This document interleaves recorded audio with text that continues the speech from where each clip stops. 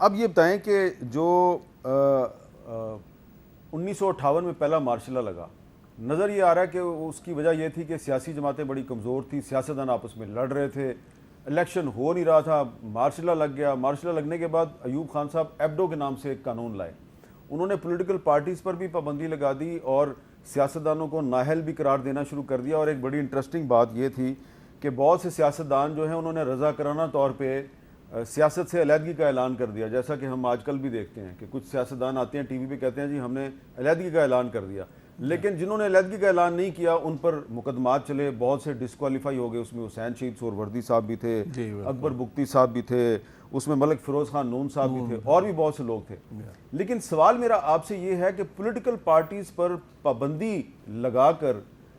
ایوب خان صاحب جو ہیں ان کو کیا حاصل ہوا؟ کیونکہ تھوڑے عرصے کے بعد انہوں نے خود مسلم لیگ کے اندر ایک دھڑا اپنا بنا لیا، کنونشن لیگ، تو کیا یہ جو پہلا تجربہ تھا پولیٹیکل پارٹیز پر پابندی لگانے کا یہ ناکام ہو گیا تھا؟ ناکام بھی ہوا تھا، اور دوسری بات یہ تھی کہ نظام چلنے کا کوئی رستہ ہی نہیں تھا۔ دیکھیں نا، مارشل لا لگا دیا، مارشل لا لگانے کے بعد اپنی لیجٹیمیسی کے لیے انہوں نے 14 فروری 1960 کو پریزیڈنشل ریفرینڈم کرایا۔ انہوں نے اس ساری چیز کو سرکموینٹ کرنے کے لیے انہوں نے پہلے تو بی ڈی ممبرز کا الیکشن کرا دیا، بی ڈی ممبر کا لا بنایا بیسک ڈیموکریسیز کا 1959 میں، پھر اس میں الیکشن کرا دیے 40,000 یہاں سے، 40,000 مشرقی پاکستان سے، پھر انہی سے مینڈیٹ لے لیا، حالانکہ وہ تو لوکل باڈیز تھی، ان سے مینڈیٹ لے لیا کہ جی ہاں آپ صدر ہیں اور آپ کو آئین بنانے کا ہم اختیار دیتے ہیں۔ سو اس لیے 1962 کے آئین میں لکھا یہ ہے، یہ نہیں لکھا، دنیا کا ایک واحد شاید آئین ہو جس میں کہ یہ نہیں لکھا we the people of such and such country do hereby give the, کیونکہ آئین تو کون کے لوگ دیتے ہیں، لیکن اس نے لکھا ہوا I field marshal Muhammad Ayub and so do hereby give this constitution, مطلب ہے کہ وہ فرد واحد جو ہے 1960 کے جو مجروح ریفرینڈم کی بنیاد پر اس نے آئین دے دیا تھا۔ تو نظام تو آفٹر آل چلانا ہی تھا نا، کیونکہ وہ نظام تو چل نہیں سک رہا تھا۔ 1958 سے 1962 تک وہ بالکل ایک continuation of so constitution order کے تحت 1958 کے اس کے تحت چل رہے تھے۔ اب سوال یہ تھا کہ اگر آپ نے آئین دینا ہے تو سیاسی جماعتوں کو کیسے باہر آپ رکھ سکتے ہیں؟ سیاسی جماعتیں تو بنانی پڑیں گی، کیونکہ پھر آپ کو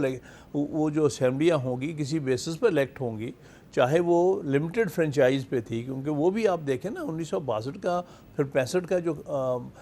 الیکشن ہوا ہے وہ واحد ویسے 2 الیکشن ہیں ساری تاریخ میں کہ اس میں ڈائریکٹلی لوگوں نے ووٹ ہی نہیں ڈالا۔ جو ممبرس نیشنل اسمبلی کے اور پروونشل اسمبلی کے وہ بی ڈی ممبرز الیکٹ کرتے تھے، یعنی نیشنل اسمبلی کا جو ممبر تھا وہ 500 600 بی ڈی ممبرز الیکٹ کرتے تھے مشرقی اور مغربی پاکستان، اور اسی طرح جو صوبائی اسمبلی کے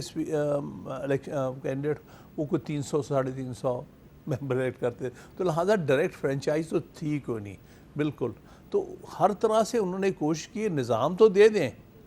لیکن اتنا سخت ڈکٹیٹوریل نظام ہو کہ ہماری مرضی کے خلاف عام لوگوں کو ووٹ نہ دے کے انہوں نے سیاست پہ پورا قبضہ کر لیا۔ لیکن لوگوں کو کنٹرول کرنے کی یہ کوشش جو ہے یہ کیوں کامیاب نہیں ہوئی؟ حالانکہ جس الیکشن پریزیڈنشل الیکشن کی آپ بات کریں اس میں مادر ملت محترمہ فاطمہ جناح کو شکست دی گئی، حالانکہ شیخ مجیب الرحمان ان کے ساتھ تھا، خان عبدالغفار خان صاحب ان کے ساتھ تھے، مولانا مودودی بھی ان کے ساتھ تھے، نواب نصر اللہ خان ان کے ساتھ تھے، سارے خیر بخش مری صاحب ان کے ساتھ تھے۔ اس کے باوجود الیکشن وہ ہار گئی محترمہ فاطمہ جناح، لیکن کچھ سال بعد اسی ایوب خان کو اس 1962 کا جو اپنا ہی آئین ہے اس کو خیر باد کہنا پڑ گیا۔ تو وہ 1962 کا جو پریزیڈنشل آئین تھا وہ فلاپ کیوں ہوا؟ اس لیے کہ اس میں لوگوں کا کوئی عمل دخل نہیں تھا۔ لوگ محسوس کر رہے تھے کہ نہ اس آئین سے ہمارا کوئی تعلق ہے، کیونکہ ہمارے ووٹوں سے کوئی ممبر نہیں الیکٹ ہوتا، اور اس لیے حکومت جو بنتی ہے اس سے ہمارے ووٹوں کا کوئی عمل دخل نہیں ہے۔ دوسرا انہوں نے یہ محسوس کیا کہ یہ جو حکومت ہے یہ اتنی سینٹرلائزڈ ہے، یعنی ساری مرکز ہی مرکز ہے، صوبوں میں جو 2 ہی صوبے تھے ان دونوں میں ڈکٹیٹر بٹھا دیے ہیں، ورنہ اگر صدارتی نظام بھی دیکھا جائے اس میں بھی عام طور پہ یہ ہوتا ہے کہ گورنر جو ہے منتخب شدہ ہوتے ہیں، وہ صدر کی مرضی سے اپوائنٹ نہیں ہوتے، اور انہوں نے اپوائنٹ کیے ہوئے تھے، لہٰذا انہوں نے لوگوں نے محسوس کیا کہ ان کا تو کسی طرح کا عمل دخل ہی نہیں، اور مشرقی پاکستان میں تو یہ محسوس کیا گیا کہ ہمیں تو ایک کالونی بنا کے رکھ دیا گیا ہے، ہمارا تو نہ تو ہم ایک 4-5 نامنیٹڈ وزیر وہاں بیٹھے ہوئے ہیں جن کا ہم سے کوئی تعلق نہیں ہے، انہوں نے سلیکٹ کر کے 5 وہاں سے وزیر 5 یہاں سے وزیر بٹھا دیے ہیں۔